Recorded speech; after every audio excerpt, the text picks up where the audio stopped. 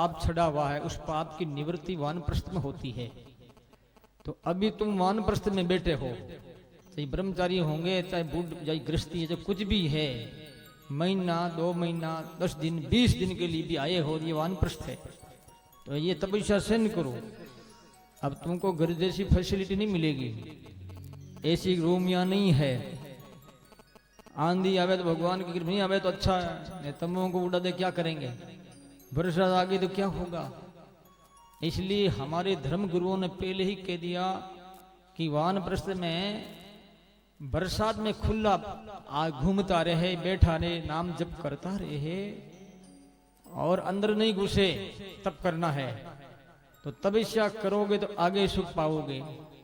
कई व्यक्ति ऐसे हैं, उनके कार में भी एसी है, कमरा में भी एसी। एक भाई ना मेरे से बोला, भी मैं नाम नहीं लेना चाहता, कि बाप जी एसी नहीं है आपके यहाँ और कूलर भी नहीं है। मैंने कहा एसी देसी और उसकी तेसी। एसी आवे तो ठीक, नहीं आवे तो और ही बढ़िया। हम तो ऐसे ही हैं कि जो एडजस्ट कर लेते हैं, भोजन मिल जाता जैसा खा लेते हैं। ये ठीक जरूर है भाई, शरीर यदि मान लो वृद्ध है और बराबर नहीं है तो लुका फलका खा लो, खिचड़ी खा लो, और क्या ये हो सकता है। इतना परिवर्तन तो करना ही पड़ता है, तो वही होता है। बाकी जो है जैसा कर लेना चाहिए, उसमें ही सार है, समता है। सुखम दुखम, सुख और दुख को सम्मान करके जो व्यक्ति चलता है, नहीं तो ऐसे लोग सत्संग में भी नहीं आ सकते जो ऐसी कर रहे हैं, कुलर कर रहे हैं। अध बिजली कुलर भुंडी, दोनों दिन से जाए, ये कुलर है। सोचो विचार करो, आज हम मानव हैं और हमारे सब साधन मौजूद है, उन साधनों का उपयोग हम कर रहे हैं, करना भी चाहिए। आज शरीर छूट गया तो क्या दशा होगी, छोड़ते ही पता नहीं किस योनि में जाएंगे, क्या होगा। वहां कौन सा कोई मामा थोड़ा ही बैठा तो दही के बाटी खुआई दे, आते ही ले खाई ले। इसलिए वानप्रस्थ को बताया गया, वानप्रस्थ में तपस्या करने के बाद में पापों की निवृत्ति हो जाती, फिर साधु बनता है, फिर संन्यास आश्रम। पाप रहता ही नहीं, फिर न मन में रहता, न तन में रहता, न विचारों में, न चिंतन में, न किसी चीज में। तब साधु बनना चाहिए। इसलिए सर्व पाप निवर्तमान होने के बाद में साधु बनते हैं। पहले ऐसी परंपरा थी, जिसमें एक विकल्प भी था कि ब्रह्मचारी 2 प्रकार के होते हैं, नैष्ठिक ब्रह्मचारी और ये अपने उपकुर्वाण ब्रह्मचारी।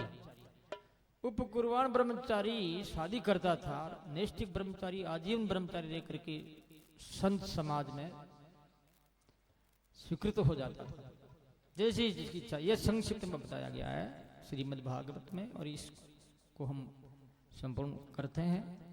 अब 8वां स्कंद प्रारंभ होने जा रहा है। मनमंत्र कथा है, जिनमें मनमंत्र कहते एक सरकार को, मनु के बेटे पोते इंद्र और देवता सप्तर्षि, इससे मनमंत्र कहते हैं। ये मिलकर के काम करते हैं। इंद्र का क्या काम है, वर्षा करना। मनुष्य का क्या काम है, धर्म का प्रचार प्रसार करना। बेटों का भी यही काम है। और भगवान अवतार लेते हैं, क्यों लेते हैं, धर्म की स्थापना के लिए। क्यों लेते हैं, दुष्प्रवृत्ति को नष्ट करने के लिए। क्यों लेते हैं, गौ माता गंगा की रक्षा करने के लिए। किनको मारते हैं, दुष्प्रवृत्ति वालों को। ऐसा है। तो सजनों, 8वां स्कंद मनमंत्र है। ये कथा सुनने के बाद में राजा परीक्षित सुखदेव जी महाराज से कह रहे हैं कि गुरुदेव, मनु और मनु के अनंतर जो मनमंत्र है, मनु है जो कि 14 मनमंत्र मनु होते हैं ब्रह्मा जी की एक दिन में, उनकी कथा आप कहें, वर्णन करें। तो संक्षिप्त में बोल रहे हैं, स्वयंभु मनु वे पहले, दूसरे वे स्वारोचिस, तीसरे वे उत्तम, चौथे वे तामस। तामस मनमंत्र में भगवान हरि ग्रह को मार करके गज की रक्षा करी है, जो हरि के नाम से पुकारते हैं।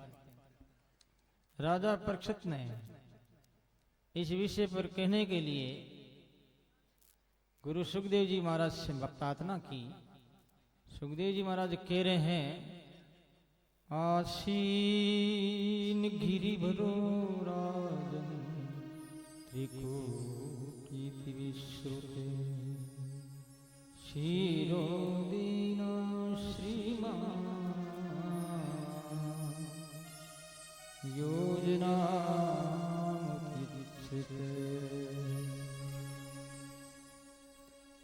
त्रिकूट नाम का एक कोई पहाड़ था, उसमें एक बहुत बड़ा मतवाला हाथी पत्नी और बच्चों के साथ रहता था। एक दिन हाथी को प्यास लगी, अपने परिवार के सहित एक बहुत बड़ा जलाशय के पास आकर के पानी पिया और हाथी ने सूंड भर करके हथनियों के ऊपर पानी उछालना चालू किया। होली रमनी चालू की, होली रमते हैं, होली खेलते हैं। इतने में मगरमच्छ ने उसका पैर पकड़ लिया। तो ये हाथी क्या जीव हाथी है, पानी क्या ये पानी संसार सागर है, और मगरमच्छ क्या है, मगरमच्छ है काल, ग्रहा जिसे कहते काल पकड़ता। हम खेल खेल रहे हैं दुनिया में, मजा ले रहे हैं, नाना प्रकार के मनोरथ कर रहे हैं, नहीं जाने क्या क्या निर्माण किया जा रहा है, और मौत नजदीक आ गई और मेल में सो नहीं पाया, ऐसे ही चला गया। क्योंकि काल आता, time and tide do not wait for anybody. प्रतीक्षा, समय और दुख दर्द, समस्या, समय और समस्या, ये कभी किसी की प्रतीक्षा नहीं करते। ऐसा नियम, ऐसा नहीं है कि बेचारे कभी इनके बच्ची बड़ी है, पीला हाथ करना है तो अभी मत इनको मत लाओ। मृत्यु ये नहीं सोचती, पता नहीं किस समय आ सकती है। इस वास्ते मृत्यु को याद रखते हुए भगवान को याद रखोगे तो अच्छा रहेगा। नहीं तो मृत्यु को याद मत रखो, उम्र को, आयु को भी मत रखो, ईश्वर को याद रखो सिर्फ ओनली, तो भी बेड़ा पार। मृत्यु को याद का मतलब भय मानेंगे तो भजन होगा। पकड़ लिया उसको। अब क्या है कि उनके इशारे से एक हथनी उनका पूंछ पकड़ी अपने सूंड में, और हथनी का पूंछ दूसरी हथनी अपनी सूंड में पकड़ के एक साथ में खींच रहे हैं। लेकिन पानी का जानवर है, मगरमच्छ बाहर नहीं आया। 100 वर्ष तक झगड़ा हुआ। उसके बाद में हथनियां और उनके बच्चे सारे के सारे उन्हें छोड़ के चले गए, कोई किसी का नहीं। ये सगा संबंधी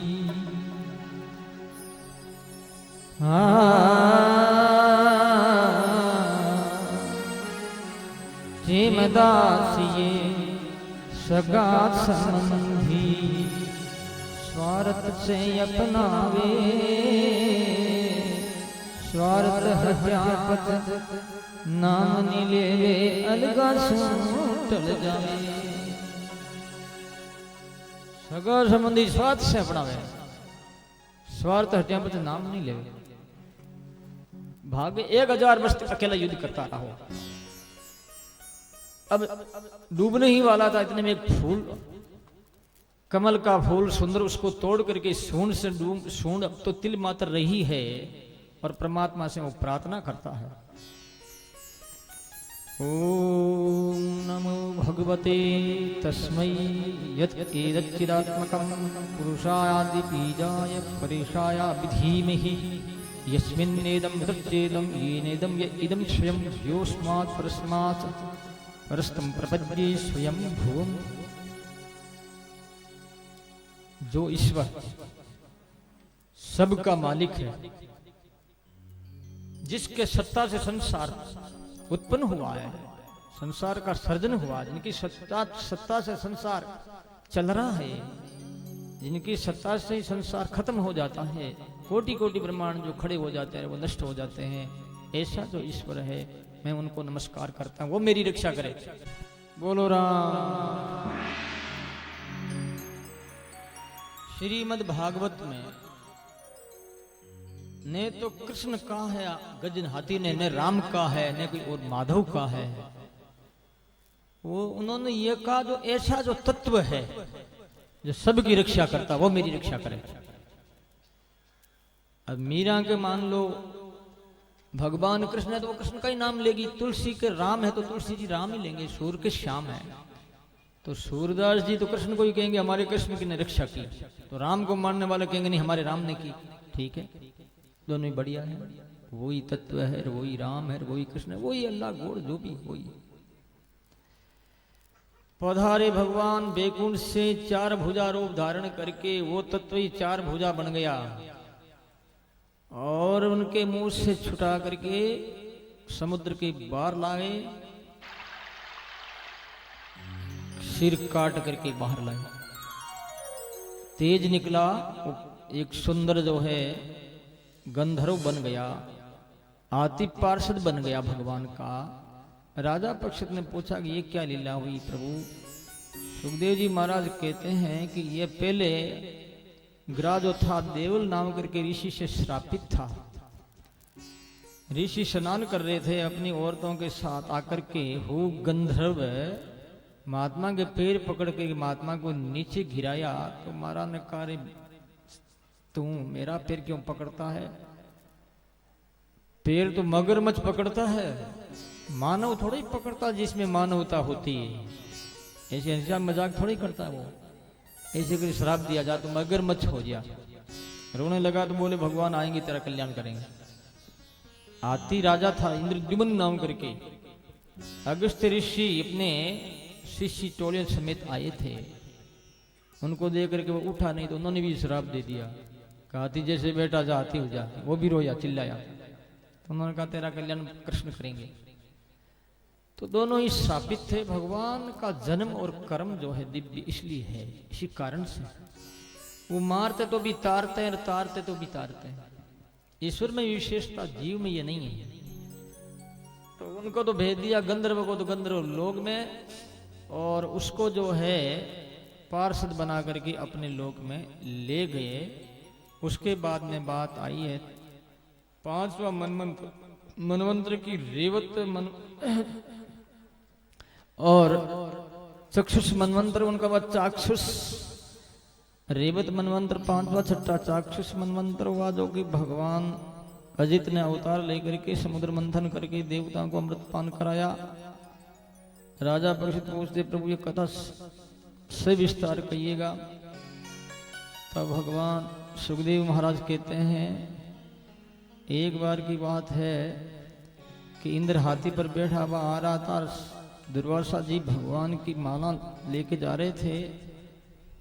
देखा भगवान का प्रसाद करके उनको दे दिया तो उसने क्या किया, हाथी के सिर पर रख दिए। हाथी ने अपने सूंड से उठा करके और अपने पैरों के नीचे कुचल दिया। दुर्वासा ये कब सेन करने वाले थे, उन्होंने श्राप दे दिया कि तेरे पास में धन और ये सत्ता का जो अहंकार है तू अब श्रीहीन हो जा। श्रीहीन का मतलब है राजच्युत हो जाएगा, सत्ताच्युत हो जाता आदमी। श्राप दे दिया। अब जो है शुक्राचार्य जी महाराज राक्षसों से बोले कि बड़ा सुंदर अवसर है, संत का श्राप दिया हुआ, इसका पुण्य खत्म हो चुका है, अब तुम चढ़ाई करो। राक्षस लोग इंद्रपुरी को घेर लिया और उनको देवताओं के सहित इंद्र को भगा दिया। अब वो इंद्र हो गया दुखी, क्या करे। प्रार्थना की तो भगवान प्रकट हुए, भगवान से कहने लगा कि महाराज हमें पद चाहिए, अमरावती चाहिए, स्वर्ग चाहिए। तो बोले कि भाई ऐसे तो स्वर्ग कैसे मिलेगा, ऐसा करो जब तक शत्रु में शक्ति है और तब तक ऐसा करना होगा, अपने को नम्र रहना पड़ेगा, नम्रता पूर्वक उनके साथ मित्रता करनी होगी। और जब हमारा अवसर लगे, हम शक्तिवान हो जाएं, सुदृढ़ हो जाएं, उसके बाद मुकाबला करना ठीक है। भगवान ने उपाय बता दिया। देवता लोग गए हैं बलि राजा के घर पे। बलि राजा ने नमस्कार किया, आओ भाई तुम हमारा स्वागत करने आए हो तो आपका मैं भी स्वागत करता हूं, तुम हमारे भाई हो। क्योंकि देवताओं के राक्षसों के पिता एक ही थे, कश्यप जी। देवताओं की माँ का नाम अदिति, राक्षसों की माँ का नाम दिति था। भाई है, भगवान का संदेश दिया कि मिल करके हम ऐसा काम करेंगे जो हम दोनों ही परिवार सुदृढ़ हो जाएंगे, मान बन जाएंगे। समुद्र मंथन का समाचार सुनाया तो भगवान ने आदेश दिया। गरुड़ जी मंदराचल पर्वत को लेकर के आ रहे थे और समुद्र में डाल दिया। अब जो है वासुकी नाग से बोले भाई नेत्रा तुम्हें बनाएंगे और बाद में अमृत पिलाएंगे, चिंता मत कर। वासुकी नाग ने कहा भाई तुम जो भी करो ठीक है। तो एक तरफ देवता और एक तरफ राक्षस। देवता उल्टे हैं। देवता बोले कि हम पूंछ पकड़ेंगे, उल्टी बात की उन्होंने, उल्टा का मतलब उल्टी बात। राक्षस बोले हम मुंह पकड़ेंगे, हम कायर नहीं तुम जैसे, क्योंकि है तो राक्षस उल्टे। देवता ने उल्टी भाषा का प्रयोग किया तो उन्होंने क्या किया कि मुंह राक्षसों ने पकड़ा और देवताओं ने पूंछ पकड़ करके मंथन किया तो वो पर्वत जो है मंदराचल वो नीचे जाने लगा और एक रूप से भगवान कच्छप का रूप धारण करके उसके नीचे उनको ऊपर उठाया। बोलो कच्छप भगवान की। हलाहल जेर निकला मंथन करने से। तो संसार क्या, संसारी समुद्र है और मंथन क्या करना, हमारे विचारों का मंथन, अच्छे विचारों का मंथन होगा तो अमृत होगा, गंदे विचार होंगे तो जेर पैदा होगा। मंथन हर चीज का हर व्यक्ति करता है। मंथन भोगों का भी करता भोगी व्यक्ति, विचारों का मंथन योगी लोग योग का करता है। तो योगी को ईश्वर की प्राप्ति होती है, भोगी को नरक मिलता है, क्यों उसने निम्न मंथन किया है, गलत विचारों से सोचा है। इसलिए तो पहले पहले जहर निकला और वो जहर की जो भयंकर आग वो फैलने लगी, सब मरने लगे, जैसे कि मर जाएंगे ऐसी स्थिति पैदा होने लगी। तो वो दौड़े दौड़े शंकर भगवान के पास में गए, कहा प्रभु कृपा करो और ये जहर जो है इससे हम लोग मर जाएंगे, आप इनको शांत करो।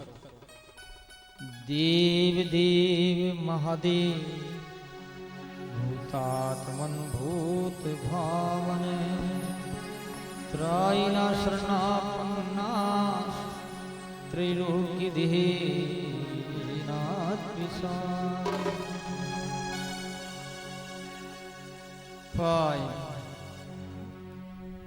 त्राय माम पाय माम रक्ष माम, आप रक्षा करो हमारी, हम मर जाएंगे।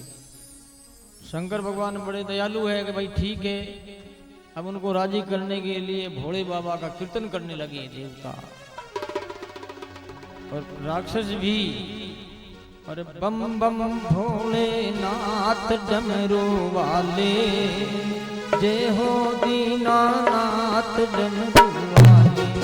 बम बम भोलेनाथ डमरू वाले, जय हो दीनानाथ डमरू वाले।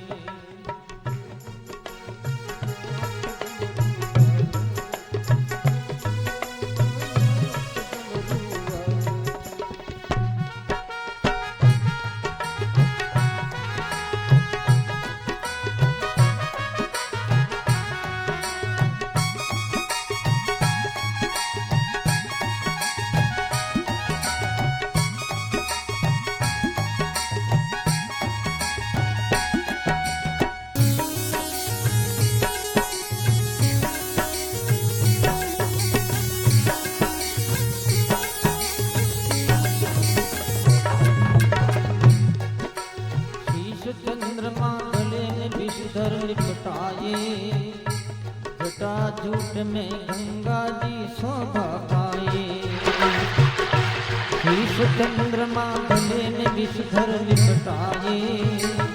जटाजूट में गंगा जी शोभा पाए, ओदर दानी करते हैं कल्याण, देवों के वरदान डमरू वाले, देहो दीनानाथ डमरू वाले। बम बम बम बम बम भोलेनाथ डमरू वाले, जय हो दीनानाथ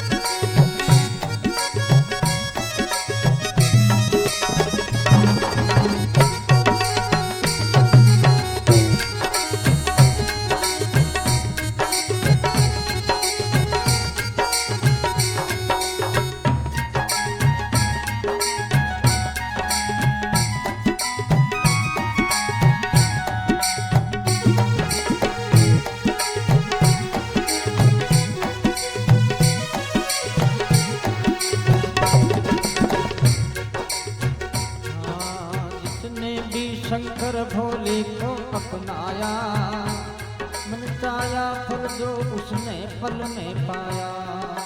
जिसने भी शंकर भोले को अपनाया, मन चाया फल जो उसने पल में पाया। ऐसे वरदानी देते हैं वरदान, रख दो सिर पर हाथ डमरू वाले, जय हो दीनानाथ डमरू वाले। हे बम बम भोलेनाथ डमरू वाले, जय हो दीनानाथ डमरू वाले।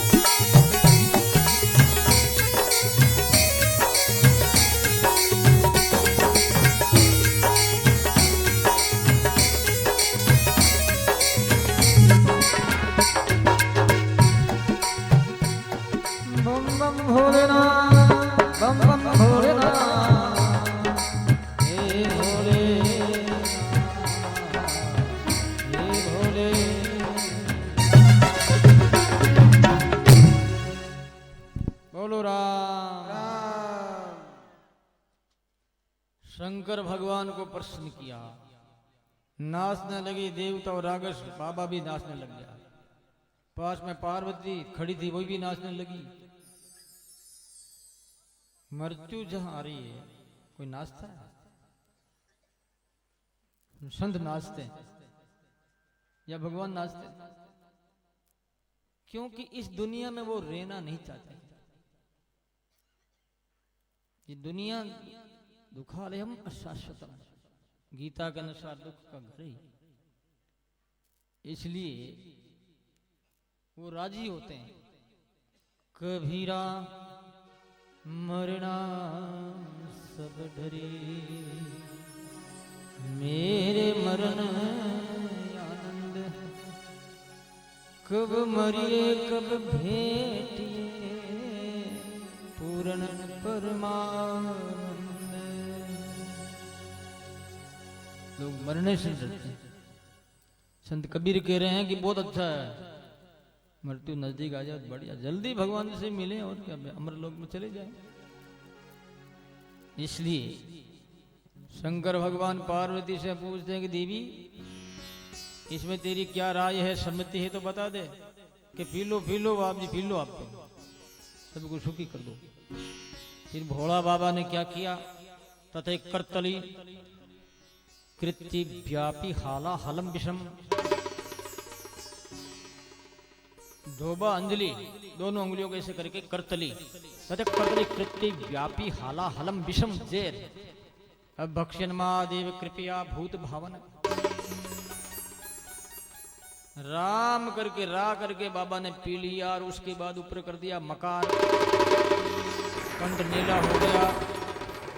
बोलो नीलकंठ महादेव की।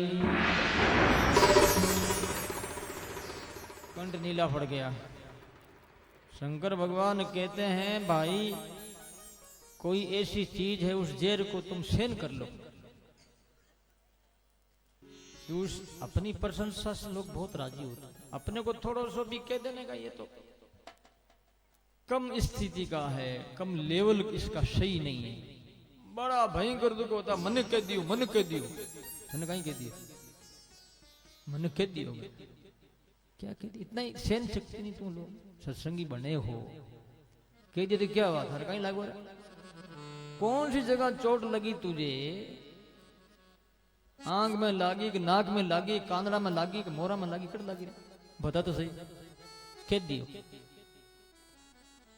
सहन किया है शंकर भगवान ने। कोई भी निंदा स्तुति जो सहन कर ले वो महान व्यक्ति होता है। ऐसे व्यक्ति का उदाहरण देते हैं भगवान स्वयं कृष्ण भी। अपने इतिहास में उनको जोड़ा है भगवान ने, उन अपने जीवन से, अपनी सत्ता से। और हम छोटी छोटी बातें करके मने कह दी और मैं हूं कहीं, मैं यूं हूं कहीं, यार तू मोटो बलवान पहलवान है भाई, तू भगवान है, बन जा, थारा हाथ है जरा। और नीचा जाएगा वो। सहन करने वाला बड़ा होता है आदमी दुनिया में। विष्णु भगवान ने सहन किया, लात मारी भृगु ऋषि ने, ये कहता आगे आएगी, देख लो, तभी तो वो बड़े हुए। छोटी छोटी बातें लेके झगड़ा करते हैं दुनिया में। बाबा ने पी लिया, नीलकंठ कहलाए, उसके बाद फिर मंथन हुआ तो काम धेनु निकली कि भाई काम धेनु पहली कोई अच्छी चीज निकले तो महान पुरुषों को देना चाहिए, तो ऋषियों को दे दी, यज्ञ वगैरह करेंगे। फिर निकला अचस्व नाम करके घोड़ा, बलि ने कहा मैं ले आऊंगा, तो बलि को दे दिया। फिर निकला हाथी, ऐरावत हाथी निकला, इंद्र को दे दिया गया। फिर कौस्तुभ माला निकली, भगवान को दे दी गई, विष्णु को। पारिजात वृक्ष जो है वो निकले हैं, पारिजात कल्पवृक्ष, वो भेज दिया स्वर्ग में। फिर अप्सराएं निकली, उनको भी स्वर्ग में भेज दिया। फिर लक्ष्मी जी निकले। अब निकले तो वो अपने व्रत चाहती है तो किसके साथ शादी करे। लक्ष्मी ने देखा कि ये तो एक दूसरे से ही हैं, बराबर नहीं है, विष्णु सर्वगुण संपन्न है, तो भगवान के गले में माला डाल दी। लक्ष्मी नारायण बन गई। अब वो अकेले नहीं रहे, वो भी अकेली नहीं रही, जोड़ा हो गया। उसके बाद धन्वंतरी भगवान अमृत का घड़ा लेकर के प्रकट हो गए। बोलो धन्वंतरी भगवान की। अमृता पूर्णम कलशम विवृत बलय भूषित सेवई भगवतो साक्षात् विष्णु रंशान संभव धन्वंतरी ख्यात आयुर्वेद दिग्विजय भाग तमालोकेश्वरा सर्वे कलशम चामृता भृतम। अमृत का घड़ा निकला। धन्वंतरी महाराज भगवान से छीन लिया राक्षसों ने। देवता देखते रह गए, दुखी हो गए। मौनी भगवान प्रकट हुए। बोलो मौनी भगवान की जय। ऐसे मौनी, मौनी किसे कहते हैं? नारी जाति को मौनी। लेकिन वो मौनी तुम नहीं हो, वो भगवान है, ईश्वर ईश्वरी है। फिर भी छोटी मोटी मौनी तो है, बड़ी नहीं तो छोटी सही, वो बड़ी है यानी बिल्कुल है सर, भगवान का अंश है ना, जीव है ना राम जी के। तो वो प्रकट हो गए। उन्होंने जब खेल कूद इत्यादि जो है नृत्य कर रही है, हाव भाव कर रही है, हाथों से कर रही है, कपड़ों से कर रही है, राक्षसों ने देखा रेडी ऐसी औरत तो आज तक देखी नहीं कि कौन हो कि मैं मुझे हूं, तुम्हें क्या करना है, क्या शादी करना चाहते कि हाँ इसलिए तो मैं घूम रही हूं, देखता हूं कोई अच्छा पति मिले। तुम्हारा झगड़ा किस बात का है कि हम दोनों ही भाई हैं, राक्षस और देवता, पिताजी एक ही, आप न्याय कर दो।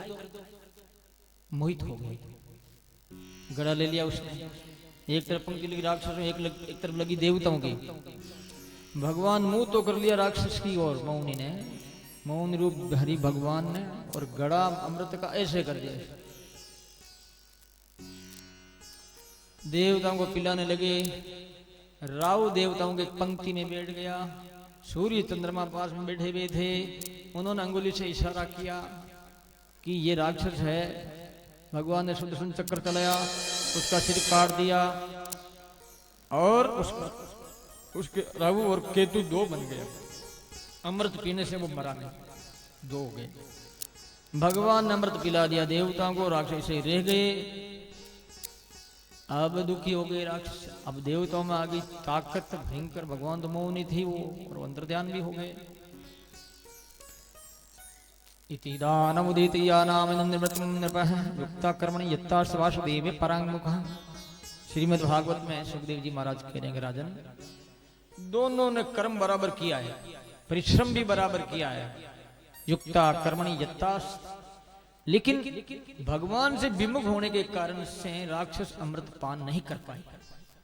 देवता भगवान के सन्मुख थे, इसलिए देवताओं को अमृत मिला है। सुखदेव जी महाराज कह रहे हैं अब राक्षसों और देवताओं के भयंकर युद्ध हुआ।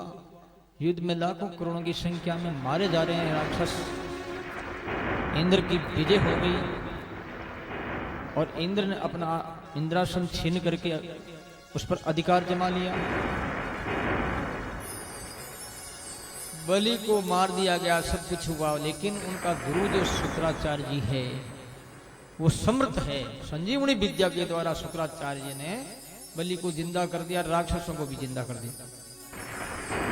ऐसा गुरु चाहिए। लेकिन समदृष्टि नहीं थी शुक्राचार्य जी की, अपने चेलों की पक्ष ले रहे थे। ऐसा सतगुरु मन समृद्ध तो थे, वो समदृष्टि नहीं थी उनकी। राक्षस जिंदे हो गए। भगवान की लीला, कभी देवताओं का राज्य, कभी राक्षसों को अधिकार मिलता है तो कभी देवताओं को मिलता है, जैसे जैसे कर्म है। हमारा अंतकरण है ना, हृदय, ये बैटलफील्ड है, युद्ध का मैदान है। ये चिंतन होने लगता है, गलत जान लेना चाहिए राक्षसों का राज हो गया। अच्छा चिंतन होता तो जान लेना चाहिए कि देवताओं का अब राज हुआ है, देवी संपदा का। तो प्यारे भाई माता और बहनों, इस प्रकार से विजय हुए कौन? देवता लोग। क्योंकि भगवान उनके पक्ष में थे। क्यों पक्ष में थे? कि भगवान को उन्होंने याद किया, याद करते थे वो। तो ये बात बताई गई, मंथन, जीवन में मंथन होता ही रहता है। एक क्षण भी व्यक्ति बिना मंथन के नहीं रहता है। और मंथन अच्छा हो तो नवनीत निकलेगा, मतलब मुक्ति मिलेगी, अच्छी संपदा मिलेगी, धर्म मिलेगा, मुक्ति मिलेगी। मंथन गलत होगा तो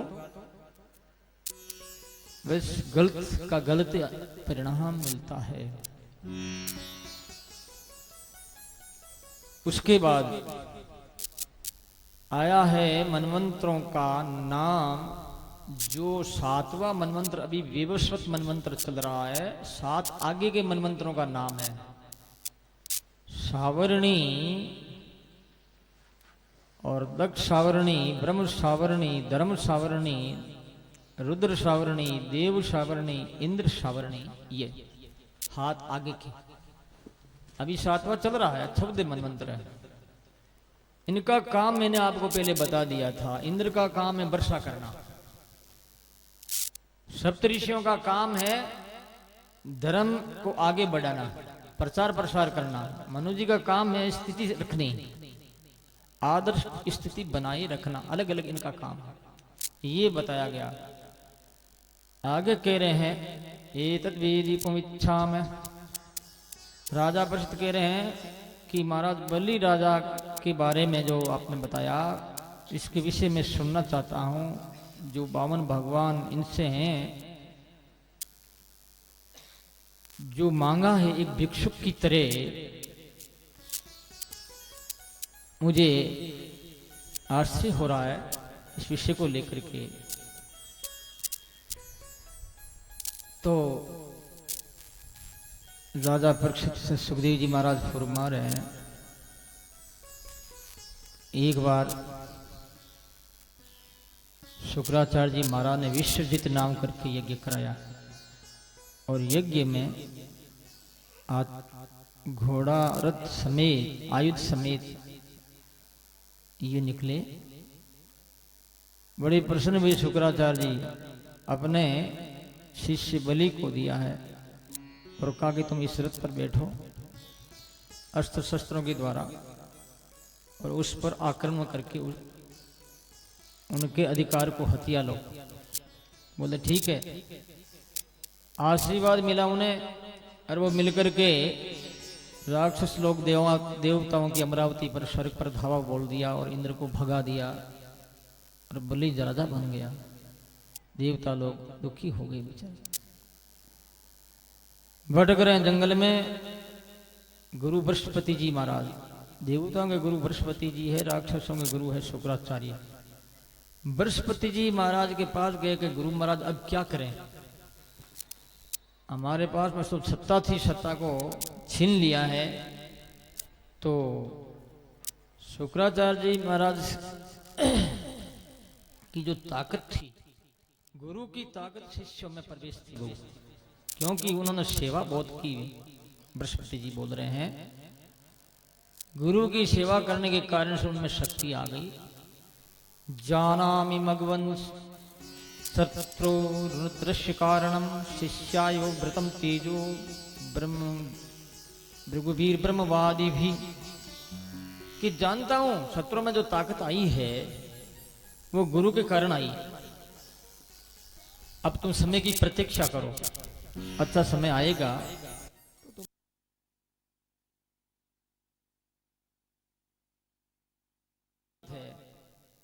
कश्यप जी की धर्मपत्नी अदिति कश्यप जी के आश्रम में गई और अपना रोना रोई कि हमारे पुत्रों का अधिकार छीन लिया गया है, आप कृपा करो इनको अधिकार दिलाओ। तो उन्होंने एक व्रत बताया, फाल्गुन श्यामल पक्षे द्वादशायाम पयोव्रत है। पयोव्रत केवल दूध पीकर के पानी पीकर के रहे, फागुन के शुक्ल प्रतिपदा के दिन चालू करे और बारिश तक नित्य नियम रखना चाहिए, जैसा भी उन्होंने बताया। और उन्होंने वैसा ही किया तो 52 भगवान प्रकट हुए। बोलो 52 भगवान की। इधर बलि राजा नर्मदा के किनारे यज्ञ कर रहे थे तो 52 भगवान वहां पर पधारे हैं। बलि राजा देख करके उठ खड़ा हुआ है, स्वागतम नमस्तुभ्यम ब्रह्मन किम करवामतः। स्वागत है आपका बार बार, मैं आपकी क्या सेवा करूं। तो 52 भगवान बोले मुझे कुछ नहीं चाहिए, सिर्फ 3 कदम धरती चाहिए जो मैं कुटिया बना करके मेरा भजन करूं। तो बोले ठीक है, यह क्या मांग रहे हो आप, सोना ले लो, चांदी ले लो, हीरा पन्ने, और ये राज तक भी, आधा राज भी दे सकता हूं। नहीं माने। शुक्राचार्य जी आए, समझाने लगे, रे बलि ये 52 नहीं है, 52 विष्णु ही 52 बन के आए हैं तुम्हारे पास, याचक बन के आए हैं, इनका विश्वास मत कर, तू मेरी बात मान ले। लेकिन उसने कहा कि नहीं मानूंगा, मानूंगा नहीं मैं, ये बात तो प्रभु गुरुदेव। तब काग ऐसी जगह झूठ बोलने से पाप नहीं लगता है। स्त्रीषु नर्म विभावे चे वृत्त्यर्थ प्राण संकटे गो ब्राह्मणार्थ हिंसायम नानृतम स्यात् जुगुप्सितम। हंसी मजाक में स्त्री के सामने झूठ बोलने से, व्यापार में झूठ बोलने से, गाय को बचाना हो, ब्राह्मण को बचाना हो, झूठ बोलने से, प्राण संकट में आ जाए तो झूठ बोल दे तो अब आदमी बच सकता है। ऐसी जगह झूठ बोलने में पाप नहीं है। और तेरा अब जो है संकट का समय आना वाला है। उसने नहीं मानी और विंध्यावली उनकी धर्मपत्नी से उनके कलश मंगाया, जो टूटी थी नली थी उसमें पानी गिरने लगा, संकल्प दे दिया और एक ही पैर से स्वर्ग और दूसरा पैर ब्रह्मलोक तक चला गया। तीसरा पैर कहां दे। 52 भगवान कहने लगे भाई तू झूठ बोल रहा है, 3 पैर कदम यदि नहीं जमीन नहीं देगा तो तेरा ये वचन झूठा हो जाएगा। बलि कहता बाप जी झूठा नहीं, आप पहले छोटे थे 52 आंगल के, अब लंबे बन गए। मुझे क्या पता था, पहले लंबे हो जाते तो पता लगता, मैं देता ही नहीं। लेकिन फिर भी कोई बात नहीं, मेरा ये शिर है।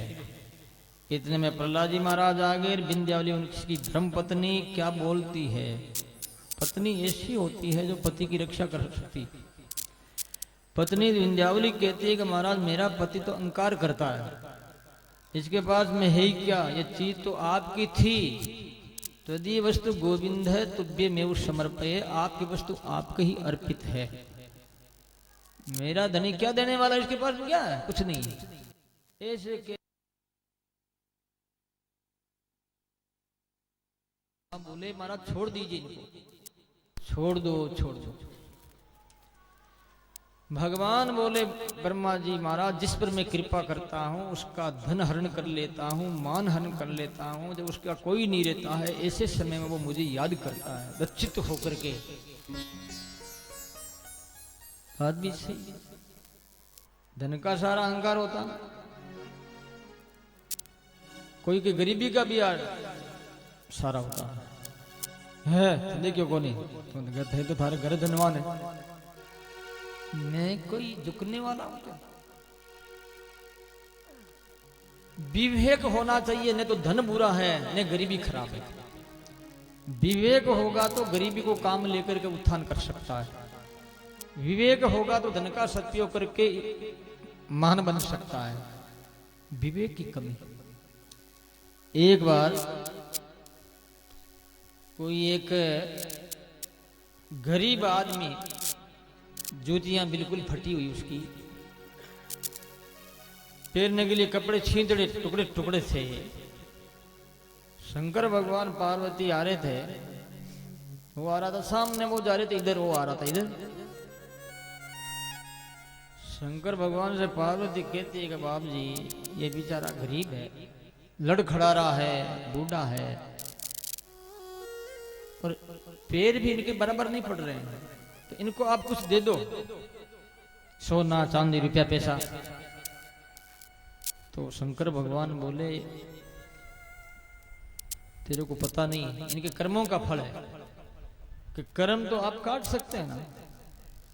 तब शंकर भगवान बोले कोई बात नहीं, तेरी इच्छा तू दे दे, मैं तैयार हूं देने के लिए, और क्या। अब वो पार्वती उस गरीब से कहने लगी, रे ओ गरीब, ओ गरीब। इतने में क्रोध किया, मेरा जूता निकला पैर में, मैं क्यों गरीब, तू गरीब, बाप गरीब। ले, अभिमान गरीबी का भी होता है, अभिमान मूर्खता का भी होता है। विवेक होगा तो न तो वहां गरीबी चलेगी, न धन चलेगा, न मान चलेगा, क्योंकि विवेक रूपी जो है कवच उसने पहना है, तो उसकी कवच जो शरीर की जैसे रक्षा करता है, वैसे जो विवेक जीव की आत्मा की रक्षा करता है। बिन सत्संग विवेक होहि, राम कृपा बिन सुलभन सत्संग के बिना, इन वास्ते सत्संग की आवश्यकता। न धन बुरा न घर बुरा है, बुरी है अपनी मानसिकता, अपना गलत चिंतन, गलत विचार, ये बुरा। इन बुराइयों को छोड़ो, ये बुराइयां छूटती नहीं है। सत्संग में आते हैं क्या, फिर भी नहीं मारा, सत्संग में तो आते ही हैं, आते हैं तो कभी कभी छूटते। तो सजनों, बलि को बांध दिया गया वरुण पास से। अब जो है भगवान बोलते हैं मैंने कृपा कर दी, बलि अब जाएगा सुतल लोक में परिवार सहित, और मैं तेरा पेरादार बन करके तेरे घर की रखवाली करूंगा, तेरे राज्य की रखवाली करूंगा। अब विचार करें कौन बंधन में कौन आया, बलि आया, भगवान आए हैं? भगवान आए। ये बात, द्वारपाल बन गए, सर्वस्व दान कर दिया बलि ने। अब तीसरा पैर बलि के सिर पर रखा, प्रोमिस पूरी करनी भगवान की कृपा शक्ति ने। तीसरे पैर को एक सूत भर भी आगे नहीं बढ़ने दिया, ये वादा पूरा कर दिया। और बलि प्रहलाद जी को कह दिया आप तुम सुतल लोक में चले जाओ, और हे बलि तू अगला जन्म में इंद्र बनेगा। वासना है, अभी जो इंद्र है इसका नाम है पुरंदर। तो भगवान उपेंद्र बनकर के इंद्र के साथ गए हैं एक रूप में, और एक रूप में गए हैं भगवान द्वारपाल बनकर के बलि के वहां सुतल लोक में। ऐसी ईश्वर की लीला। आगे कथा आती है मत्स्य की। भगवान स्रोत मुच्छामी हरि हरि अद्भुत कर्मणे अवतार कथा माध्या माया मत्स्य विडंबनम। मछली का रूप भी भगवान ने धारण किया है, अवतारों की कथा है। जिस समय प्रलय तो नहीं हुआ, लेकिन प्रलय जरा थोड़ा सा ब्रह्मा जी को नींद आ गई मामूली। हयग्रीव जो राक्षस था वो वेदों को हरण कर लिया। ऐसी स्थिति में मत्स्य भगवान को प्रकट होना पड़ा और ब्रह्मा जी वापिस जागे तो हयग्रीव को मार करके वेद छीन करके भगवान ने ब्रह्मा जी को दिया। इसके बाद में मनमंत्र की कथा 8वां स्कंद समापन करते हैं। अब 9वां स्कंद जो है इसमें सूर्य वंश चंद्र वंश का वर्णन है। 9वां स्कंद के 964 श्लोक है, 24 अध्याय, और सूर्य वंश और चंद्र वंश का वर्णन है। और ये लक्षण है इसका निरोध। ईश अनुकथा, ईश अनुकथा जो है भक्तों की कथा या भगवान की कथा। यद्यपि निरोध तो 10वां स्कंद है, लेकिन इस पर भी जो छाया पड़ जाती है, क्योंकि हम कथा सुनेंगे तो मन निरोध होगा तो स्थिर होने लगेगा। भक्तों की और भगवान की कथा है, ध्यान पूर्वक सुनेंगे। सूर्य वंश चंद्र वंश, तो हमारे अंदर दो है, सूर्य भी है हमारे अंतकरण में और चंद्र भी है। यानी जो है चंद्रमा का प्रभाव पड़ता है मन पर और सूर्य का प्रभाव पड़ता है बुद्धि पर। तो बुद्धि हमारी अच्छी रहेगी तो हम अच्छा काम करेंगे, मन अच्छा रहेगा तो हम अच्छा काम करेंगे। तो सूर्यवंश जो है वो राम जिसमें जन्म लिया है वो है दुख निवृत्ति परख। चंद्रवंश है सुख प्राप्ति परख। चंद्रवंश सुख देने वाला है, सूर्यवंश दुखों को दूर करने वाला है। ये कथा सुनेंगे तो हमारा मन पवित्र हो जाएगा, बुद्धि पवित्र हो जाएगी, तो उसके बाद हमारे मन का निरोध होने लगा, तो फिर 10वां स्कंद आएगा। ज्ञानपूर्वक सुना। राजा प्रश्न किया इन वंश परंपरा की कथा के बारे में, तो सुखदेव जी महाराज कहते हैं भी पार तो है नहीं, फिर भी मैं तुम्हें सुनाता हूं। ईश्वा को नृश्रयाति दृश्य कृषकान ऋषंतम प्रसदम च नवगम च कविम विभु। मनु जी महाराज के 10 लड़के हुए। जब पहले कोई लड़का नहीं था तो वशिष्ठ जी को बुला करके ऋतुओं ने यज्ञ करके संकल्प लिराया। तो संकल्प में क्या किया कि मनु जी की धर्म पत्नी जाकर के उनको कह दिया कि हमारी लड़की होनी चाहिए, आप जो आहुति दे रहे हैं राजकुमारी का संकल्प लेके चले, फिर आहुति दे। तो उससे इला नाम करके लड़की हुई। मनु जी को बहुत दुख हुआ कि मेरी लड़का क्यों नहीं हुआ। गुरु वशिष्ठ जी से कहा, वशिष्ठ जी ने भगवान से प्रार्थना करके लड़की का लड़का बना दिया, वो सुद्युम्न हो गया। सुद्युम्न एक बार घोड़े पर बैठ करके जंगल में गए तो वहां पर घोड़ा घोड़ी बन गई, सुद्युम्न लड़की बन गई, और जितने जो पुरुष थे वो स्त्रियां बन गई। और घूमते हुए वो पहुंचे हैं बुद्ध के वहां, तो बुद्ध के साथ में उनकी शादी हो गई और बुद्ध के हुआ पुरूरवा। मनु जी को पता लगा तो गुरु वशिष्ठ जी से कहने लगे महाराज क्या करूं। तो वशिष्ठ जी महाराज ने शंकर भगवान से प्रार्थना की। तो शंकर भगवान ने कह दिया कि भाई ये जो औरत बन गई तो औरत तो है, लेकिन तुम्हारे ज्यादा आग्रह से मैं ऐसा करता हूं कि 1 महीना तो ये औरत रहेगी, 1 महीना ये पुरुष रहेगी। तो और ही खराब, 1 महीना औरत 1 महीना पुरुष, ये तो मामला ही खराब है। तो प्रजा उससे प्रसन्न नहीं हुई। तो वो दुखी होकर के अपने बेटा पुरूरवा को राज देकर के जंगल में तप करने के लिए चला गया। उसकी अब आगे सुनो कथा कि मनु जी के एक लड़का था शरियाती। शरियाती की लड़की राजकुमारी, उसका नाम था सुकन्या। कुछ काफिलों के साथ वो जंगल में पिकनिक मनाने के लिए गए तो उस लड़की ने क्या किया, एक दिलमुख का ढेर लगा हुआ था उदाई का, उसमें 2 ऐसे दिख रहे थे प्रकाश जैसे। कांटा लेकर के उन दोनों में डाल दिया, खून आया। इस अपराध के कारण जितने जो सैनिक थे और राजा रानी के सबके पेशाब बंद हो गया। राजा ने कहा ये क्या बात, सारे ही कह रहे हैं यही बीमारी मेरे है, वही कहता यही बीमारी मेरे होगी, क्या करें। तब उस लड़की राजकुमारी जी का तुमने कोई गलती तो नहीं की है, चल मेरे साथ चलती। वो तो बताया कि ये 2 जगह मैंने जो है कांटा घसोड़ दिया, इसलिए खून आ रहा है। उदाई दूर करा तो आगे देखे तो च्यवन ऋषि निकले। च्यवन ऋषि को नमस्कार करके राजा ने माफी मांगता कि महाराज मेरी गलती हो गई, हमारे राज्य को आप भस्म नहीं करेंगे। च्यवन ऋषि ने कहा तेरी लड़की ने मुझे अंधा बनाया है, उम्र कितनी है उसकी? बोले उम्र उसकी 18-19 साल की, मेरे साथ शादी कर, मेरी सेवा कौन करेगा? वो बूढ़े थे, राजा लोग डरते थे ऋषियों से। लड़की की शादी कर दी। माँ बाप लड़की को जहाँ भेजते थे, ऐसी परंपरा है हमारे भारत की, आदर संस्कृति। अब तो लड़की लड़के का जो है मन में इच्छा होगी उसके साथ शादी, कोई जाति पाति कुछ नहीं।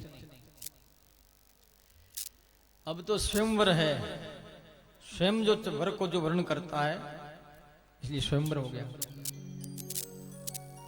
एक माँ बाप जो करते थे, चले गए वो लड़की की शादी करके।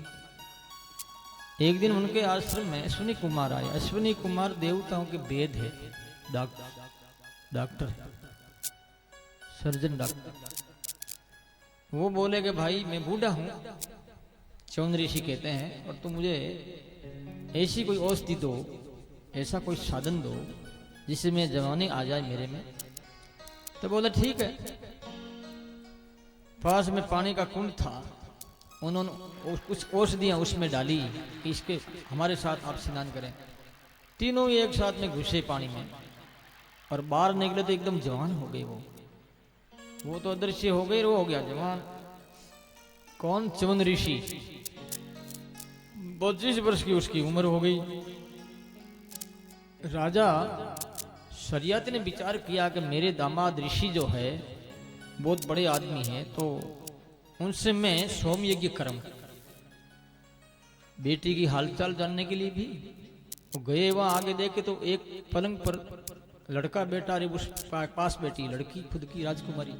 उसे बड़ा दुख हुआ कि शर्म नहीं आती तेरे को, बूढ़े को छोड़ दिया, इस जवान के साथ क्यों बैठी तुम? तो वो कहने लगी आपके दामाद यही तो है। फिर उन्होंने सारी कहानी सुनाई तो राजा बड़ा प्रसन्न हुआ। सोम यज्ञ कराया गया। सोम यज्ञ में इंद्र को परास्त किया और अश्विनी कुमारों का जो भाग था वो दिलाया गया। बोलो राम। आगे कथा आती है मनु जी के एक लड़के हुए नभग। नभग के हुआ नाभाग।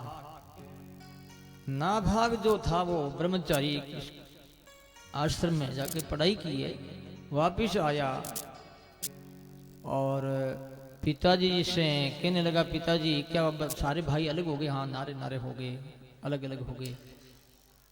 तो बोले मेरा हिस्सा कहाँ के, तुम भाइयों से ले लो, कोई बात नहीं। वो भाइयों के पास में गया तो भाई बोले भाई हिस्सा तो पिताजी है, पिताजी कोई खाने की चीज थोड़ी है। आए वापिस वो कि पिताजी उन्होंने तो यह बात कही है। तो नबक बोले भाई बात कोई मैं खाने पीने की वस्तु थोड़ी हूं। ऐसा करो कि शंकर भगवान बड़े दयालु तुम्हारे पर कृपा करेंगे। एक कोई पंडित लोग हैं और वो यज्ञ करते हैं, छठे दिन वो एक सूक्त भूल जाते हैं। जब वो विमान नीचे आता है तो वो मंत्र भूल जाते हैं, तो विमान नीचे आकर के ठेड़ता नहीं, वापस चला जाता है। ये 7वें दिन उनकी भूल होती। 6 दिन तो लगातार अच्छे मंत्रों के द्वारा, विशुद्ध मंत्रों के द्वारा, शास्त्र सम्मत मंत्रों के द्वारा उच्चारण करके आहुतियां दी जाती। तो ठीक है, वो गया जाकर के पंडित लोग अब वो मंत्र बोलने लगे और लास्ट में सूक्त भूल गए। तब उसने कहा इदमित्थम रौद्रेण यज्ञेन दक्षिणा, ऐसे बोले। और बोलते विमान नीचे आ गया।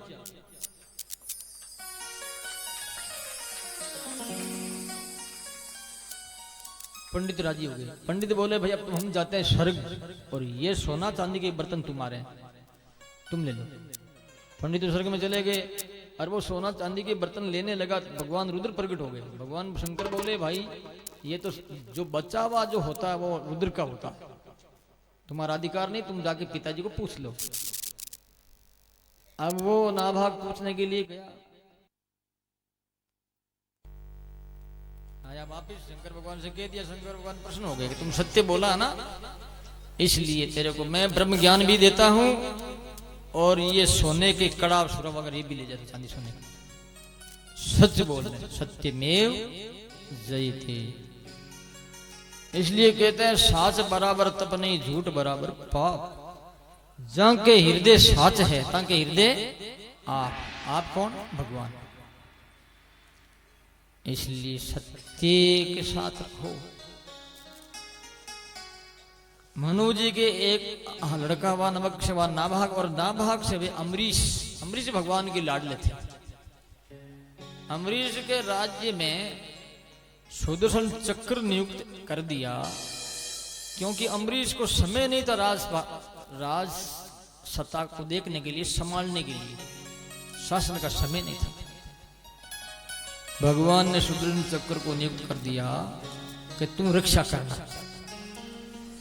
एक बार उन्होंने साल भर की एकादशी का व्रत संकल्प किया।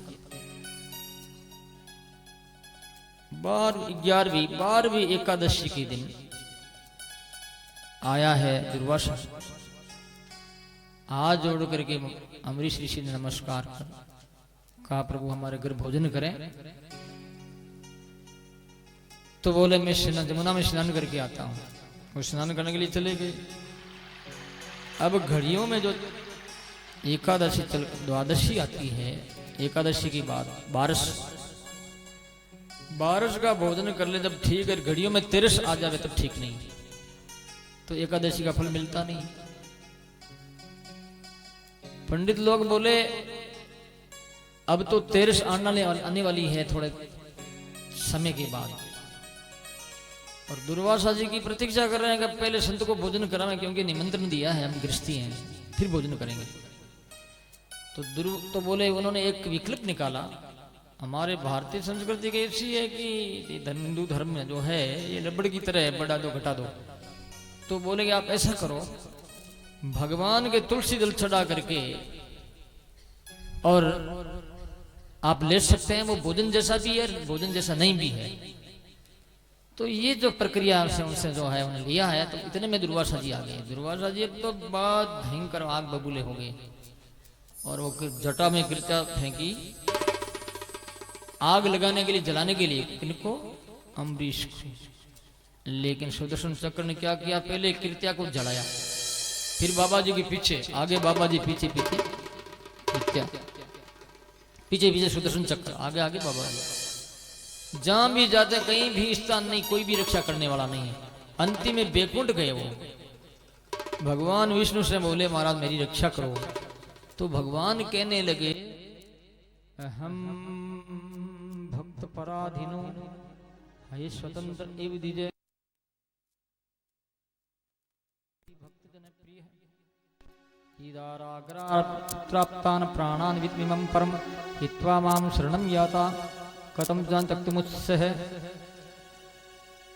कि साधु में एवं भक्त पराधीन है, मैं भक्तों के पराधीन हूँ। साधु मेरा हृदय, मैं साधुओं का हृदय हूँ। जो घर बार छोड़ करके मेरा आश्रय ले लेते हैं, मैं उनकी रक्षा करता हूँ, मैं उनका दास। भगवान दास है किनके? मान पुरुषों के। कोई महापुरुष करोड़ों में कोई एक मिलेगा आपको, उन संतन का दास जिन्होंने मन मार लिया। मन को मारना बहुत कठिन है, मन बड़ा खतरनाक है।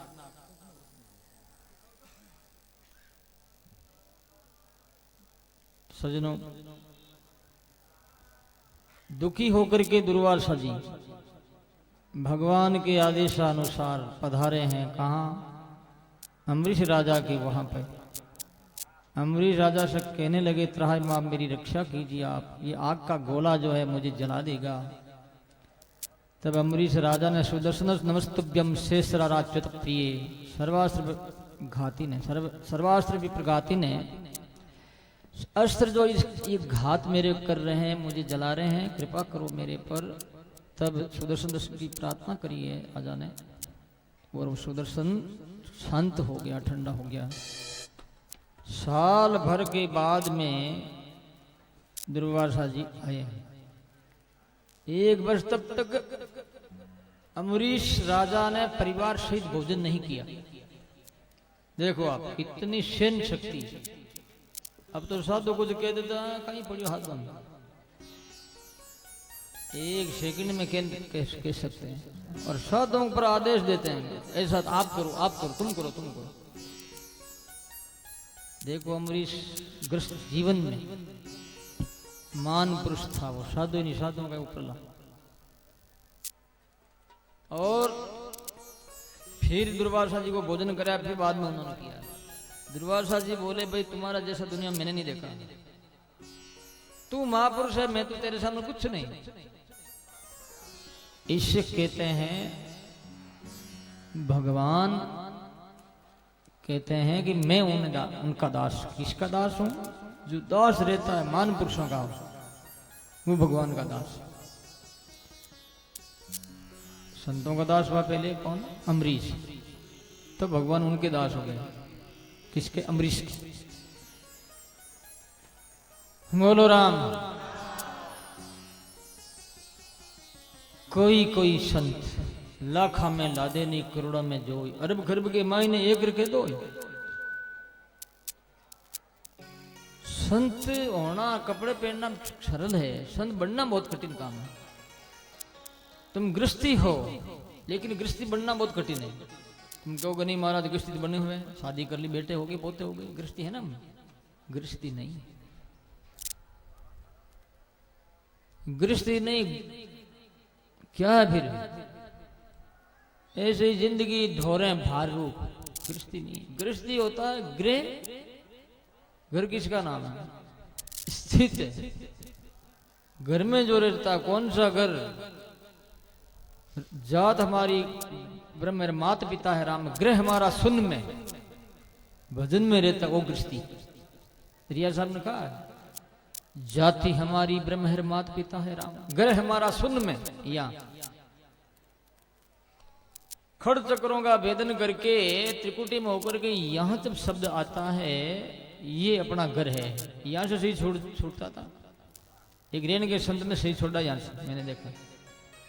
बहुत ध्यान करते थे वो, 8-8 घंटा, 12-12 घंटा, 2-2 दिन आसन पर वो बैठे रहे। एक ही आसन से 2 दिन लगातार 48 घंटे। कोई कंप्यूटेशन हो गया, 48 घंटे बैठे। ये कोई भाई ने कहा, पहले कंप्यूटेशन ये तो हम छोटे बच्चे थे उस समय की बात बता रहा हूँ। पहले ये कंप्यूटेशन था कि ज्यादा से ज्यादा नाम जप कौन करे, और वही शब्द ब्रह्म की उपासना, सासो सास राम राम। तो इसमें प्राणायाम हो जाता है।